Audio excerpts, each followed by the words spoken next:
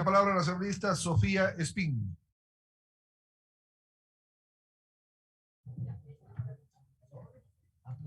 Buenas tardes, señores asambleístas.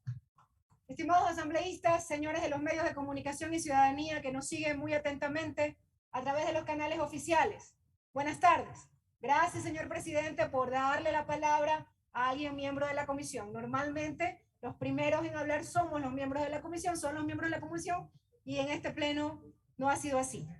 Es importante decir que como integrante de la Comisión de Justicia y Estructura del Estado, quisiera expresar, así como lo expresé en el interior de la comisión, la preocupación que tengo y tenemos respecto a este proyecto de ley para garantizar la interrupción voluntaria del embarazo en caso de violación, conforme a la sentencia de la Corte Constitucional de fecha 28 de abril del 2021, que despenaliza el aborto en los casos producto de una violación.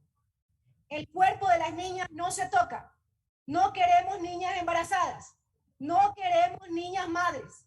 Creo que todos estamos de acuerdo con estos preceptos. Pero debemos respetar el artículo 45 de la Constitución de la República del Ecuador, que reconoce y garantiza la vida, incluido el cuidado y protección desde la concepción.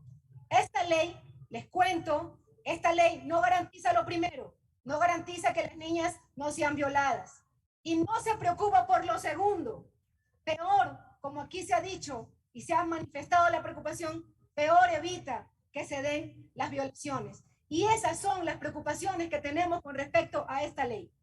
Es cierto que hemos recibido la comparecencia de diferentes expertos, catedráticos, médicos, abogados, representantes de la sociedad civil. Hay que decirlo, más de una tendencia que de la otra tendencia. Pero la reglamentación decía que teníamos que debatir la ley artículo por artículo. Y penosamente no fue así. Nos mandaron a votar un proyecto íntegro sin poder debatir los diferentes puntos y nudos críticos. Y eso preocupa, presidente y señores asambleístas. ¿Cómo así la comisión no debate los nudos críticos? Qué bueno que hoy en esta asamblea se esté debatiendo los tres nudos críticos: temporalidad, necesidad de denuncia y objeción de conciencia. Con relación a la temporalidad, es preocupante, señores asambleístas y ciudadanía que nos escucha, que en todo el proyecto de ley no existe una fecha límite para interrumpir o terminar el embarazo en caso de violación. Es necesario recordar, y aquí ya se lo he hecho, pero es importante reiterar que las distintas legislaciones internacionales sí contemplan un tiempo límite. En México hasta 12 semanas, en Bolivia hasta 8 semanas, en España hasta 14 semanas, en Cuba 12 semanas. Ojo, Cuba socialista, Cuba de izquierda, porque aquí también se nos ha dicho pues que si eres de izquierda tienes que estar de acuerdo con que sea hasta las 9 semanas, y no es así. Este proyecto de ley, señores asambleístas, no contempla tiempo, no contempla temporalidad. Y esto es muy preocupante, pero es más preocupante para las niñas, jóvenes y mujeres practicarles una interrupción del embarazo, como ya se ha dicho aquí, con informes médicos, un aborto, hasta inclusive la posibilidad que da esta ley, hasta inclusive cerca de los 9 meses. La legislación internacional que hemos consultado tiene tiempos y esta ley lo tiene también que tener. Pero no solo eso, como lo han dicho algunos legisladores, dentro de la misma sentencia de la Corte Constitucional indica que se requiere una fijación de tiempo máximo permitido y que esto tiene que ser normado por los legisladores. La misma Corte manda a que pongamos una temporalidad y el proyecto borrador de ley no lo contempla. Por eso, yo decía en la comisión, el día que se aprobó, que no debió salir así de la Comisión de Justicia y por eso ese día voté en contra. Por tanto, esperamos y me preocupa mucho y pido a los asambleístas que estén atentos, que lo que se emocione y las diferentes posiciones de hoy en el Pleno de la Asamblea Nacional sea recogido en la Comisión de Justicia. Cuidado regresa en las mismas condiciones en que el día de hoy llegó aquí. La Constitución nos habla en su artículo 45 que las niñas, niños y adolescentes gozarán de los derechos comunes del ser humano, además de los específicos de su edad El Estado reconocerá y garantizará la vida, incluido el cuidado y protección desde la concepción.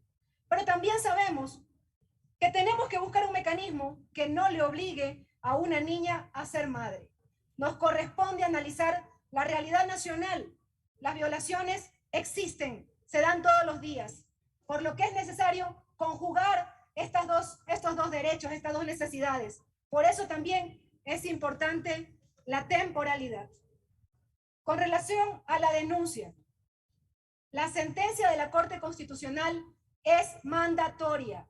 Indica que es necesario regular el aborto no punible en víctimas de violación, pero indica que no se deberá pedir una sentencia ejecutoriada, sino otro tipo de adecuaciones reguladoras como la denuncia penal, examen médico o declaración jurada, mismas que deben ser apropiadamente reguladas por el legislador. Ninguna de estas opciones está contemplado en el proyecto de ley, en el que apenas se pide una mera solicitud. En ninguna parte de la ley se dice que este documento que se llena se convierte en noticia criminis. En ninguna parte. Si estamos hablando de la interrupción de un embarazo por violación, necesitamos una denuncia contra el violador para que la fiscalía pueda investigar. Pero además hay un principio de confidencialidad que prácticamente le prohíbe al médico que cuente mayormente lo que pasó en el proceso de violación. ¿Con qué argumentación la fiscalía va a investigar? Nos preocupa dejar en la impunidad al violador. Y peor aún, que se sigan afectando los derechos de las niñas, jóvenes y mujeres que tranquilamente pueden seguir siendo y estando en el entorno que las violenta y que las viola. Si no hay denuncia, si no hay investigación de fiscalía, esa niña regresará a su casa y puede seguir siendo sometida a un proceso de abuso y violación. Un violador tiene que estar en la cárcel, sea quien sea, aunque sea de su entorno familiar. Los cuerpos de las niñas no se tocan, por supuesto, y con eso creo que estamos todos de acuerdo. Con relación a la objeción de conciencia. La objeción de conciencia es un derecho de rango constitucional, garantizado en el artículo 66, numeral 12 de la Constitución.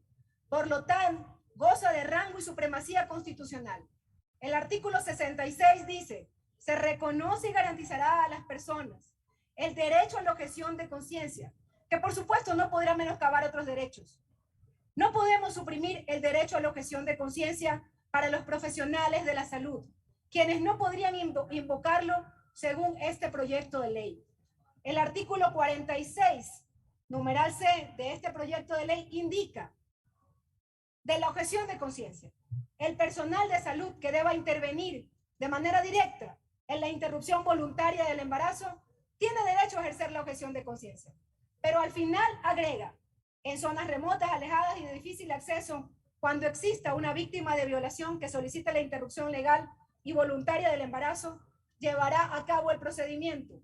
Y más abajo se agrega, no cabe objeción de conciencia institucional ni colectiva en un mismo establecimiento de salud.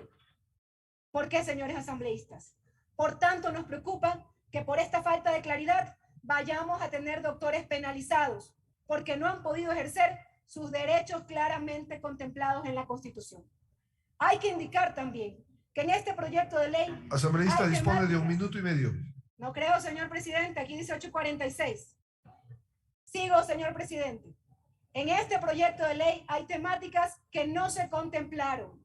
Por ejemplo, si una niña, adolescente o mujer no desea interrumpir el embarazo, pero no desea criar al niño o niña, no genera la obligatoriedad del Estado de cuidar del niño y darle una vida digna y buscar para él o ella un proceso de adopción.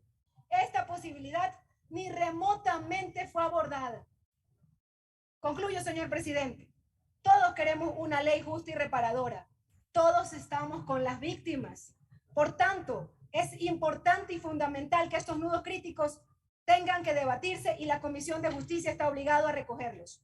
Debemos encontrar los mecanismos adecuados para no exponer a las víctimas, tampoco para que continúen en un entorno que las vulnera y sobre todo para garantizar el acceso a un verdadero sistema de salud, de protección y justicia.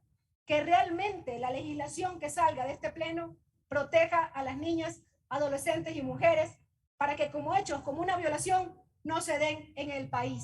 Pero para esto también hay que decir las cosas como son. Necesitamos que el Ejecutivo ponga los recursos donde los tiene que poner para erradicar la violencia contra las niñas, adolescentes y mujeres y no tener que recurrir a estos hechos. Políticas claras y recursos necesarios que este gobierno no ha cumplido. Gracias, señor presidente.